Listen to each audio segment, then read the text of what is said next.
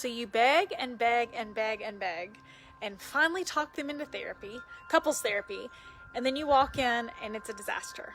Has anyone else ever experienced this? Hey guys, Sarah K Ramsey here to help you find love and success after a toxic relationship. And I'm actually at my in-laws right now. So like a gorgeous view behind me today. But I wanted to jump in because we had a post in the group this week about couples therapy and why it wasn't effective and what can be more effective. Okay, so you're in a relationship, you think, oh my gosh, there's so many problems, we need to go for couples therapy, and you've probably, maybe or may have not, researched narcissism. If you're in this group, you probably have researched narcissism before that, and you're like, oh gosh, here's the problem.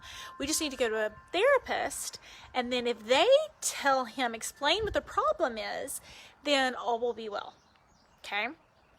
Couple of points on that.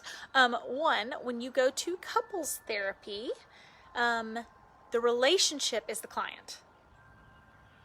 So you are not the client, he is not the client, the relationship is the client. So the goal within couples therapy, 99% of the time, is to save the relationship, not to ask whether or not the relationship should be saved. Okay?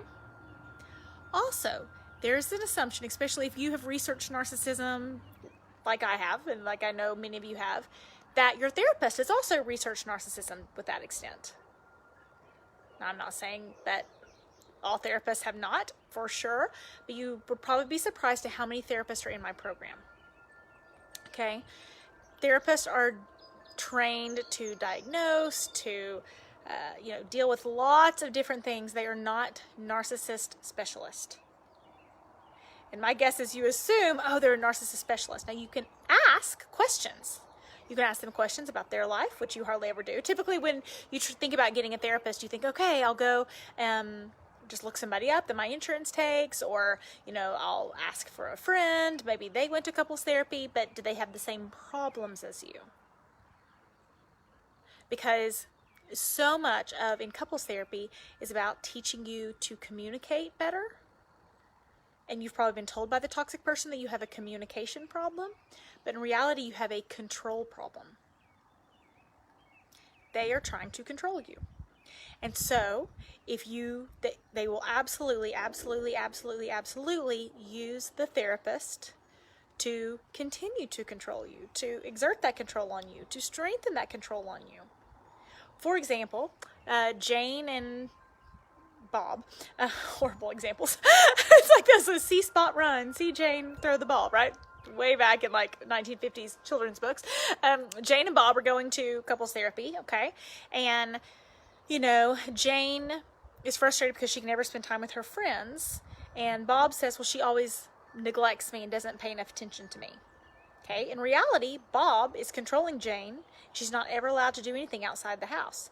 But most therapists are going to see that and say, oh, Jane, well, you should do more for Bob. You should make Bob feel more loved. You should, make sure he's a priority. And she totally misses the fact that Bob is everything to Jane and has been forever, and Jane has no life outside of Bob, and she's not allowed to have a life outside of Bob, and everything in her life is about Bob, and the whole world revolves around Bob. And now Bob has someone backing him to say, see, you shouldn't go out with your friends. And he can become more controlling. Now, in the group, Sherlyn, the amazing Sherlyn, posted something about a male abusers group. That within, the reason a male abusers group is more useful than couples therapy is because they're obviously trained and understand in the subject matter, because there's an assumption that they have been abusive. Okay. So I saw several of you in the thread and stuff. You're like, oh, where can I find a male abuser group? Where can I find a male abuser group? Where can I find a male abuser group? You can Google it. Okay. The concept is from Lundy Bancroft, he works with male abusive groups or men who have had to go to anger management classes. Like, he runs those classes. And he has written some amazing books. And he says that it's like it's a game and they all understand the rules. He's like, it's like there's a playbook somewhere that the rest of the world just missed. Like, there's like a controlling, manipulative, toxic person playbook that the whole rest of the world missed. Okay? So he says there's definitely patterns. But when you are holding out hope in your heart, and I'm not trying to discourage you, but if you're holding out hope in your heart, like, I just need to get him to a male abuser group now. Okay, I don't need to get him to couples therapy. I need to get him to a male abuser group. You're operating under the assumption that he wants to change. Or that you've been unsuccessful in your efforts to change him. So maybe you can find somebody who can change him. In the reality, he already knows what he is doing. He already knows he's getting the better end of the deal of the relationship. He already knows he's playing by a different set of rules. He already knows he gets to make the rules and break the rules. He already knows that he gets to enforce the rules. He already knows that he's gaslighting you. He already knows what he is doing. He already knows he's being selfish. He already knows it's always his turn. He already knows those things. So to find the right person to tell him he's doing those things is really somewhat of a fool's journey. He already knows he's getting away with things you aren't getting away with. He already knows he's getting the better end of the deal of the relationship, and you're the one doing the work of the relationship. He already knows. So I want you to solve problems that have solutions. It's a huge piece of the work that I do, is like, what problems actually have solutions? Figure out the problem that actually has a solution. And you spent all these years trying to get the toxic person to change. And because you don't want to change your life, then it's like, okay, well, I'll find a couples therapist. Okay, I found a male abuser group. Okay, I'll find this. Okay, I'll find this. And I don't want you to waste years and years and years and years trying to find someone. It's not an information problem. Okay? The toxic person knows what they are doing. Even to the point that Lundy Bancroft said, it's like a playbook, and they all know the game. And in these male abuse groups, sometimes they put in a camera in the room. And so like when they're in front of the abusers, they're like, oh, or in front of the leader, the group leader, they're like, oh, I can't believe I'm in here. That bitch is crazy. She made it seem like I have all these problems, and here I am. And then when the leader left the room, they were all together. They were like figuring out swapping techniques on how to better control their women. No lie. So you think they already know what they're doing. So getting them to the right person to force them to change their behavior is a fool's journey. The only person who can decide they want to change is that person. You can set consequences. If you do this, then I will do this. If you do this, then I will leave. I am very aware of how hard these consequences are that I'm saying. I'm speaking of them very flippantly as if that's easy. I know it is not. Okay? But if you do this, then I will do this. You have to have if-then consequences with a timeline. And patterns are nothing. Patterns are everything. Promises are nothing. Oh, baby, I promise I won't do this. Or they flip it on you and they do something nice. Oh, he bought me, he got really mad, but he bought me flowers. Him buying you flowers, him making promises, is him playing the hero. Sometimes I play the victim. How dare you do this to me? Oh, why can you never leave me? Oh, no one will ever love me. Oh, you do this. Oh, I'm going to kill myself. Sometimes they play the victim. And sometimes they play the hero. Like, you'll never be anything without me. Sometimes they switch back and forth. Or then they try to do something nice to reel you back in.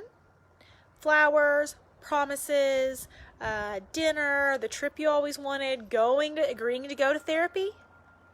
Real change is them not getting their way. If you want them to change, find things for them not to be little selfish jerks where they do not get their way and you do get your way. Because that's probably what's been missing for a long, long time. They get their way all the time, you get your way none of the time. Okay? So, if you want to see if someone is really changing, they don't get their way anymore. You start to get the better end of the deal of the relationship. That will be thousands and thousands and thousands and thousands and thousands of times more effective than getting them to someone who is trying to tell them they're playing a game. They already know they're playing a game. You probably know more about this game than half of them out there. If you're a part of my community and a part of my group and a part of what I do, you probably know more than half of the therapists and stuff out there. So if you want to see if they're really changing, you get stronger in your understanding of the game, and then you hold them if and then consequences, and then you tell them you no longer get to win every time. You no longer get to be selfish every time. If you love me, I get to win sometimes. If you want this relationship to work, you let me be like get my way sometimes, not be, you can't be selfish all the time, you can't have your way all the time, you can't make rules and break rules, you can't flip things on me. That is how to know if they are changing. That is how to know if they are capable of changing. You are the solution. You are your own life's solution. You can Google all the abuser groups you want. You can Google all the counselors you want. Toxic people know what they are doing. They do not want to change. You have everything in you to be your own superhero, to be your own solution. I understand, and I know that it feels helpless, and that toxic people teach us learned helplessness, and we feel like we don't have any power.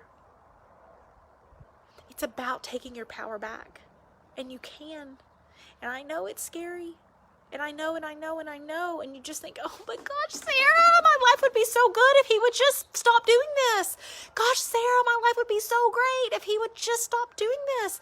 He's had a bad childhood. He's had whatever. Like, I just feel sorry for him. My life, there's so much potential. I get it.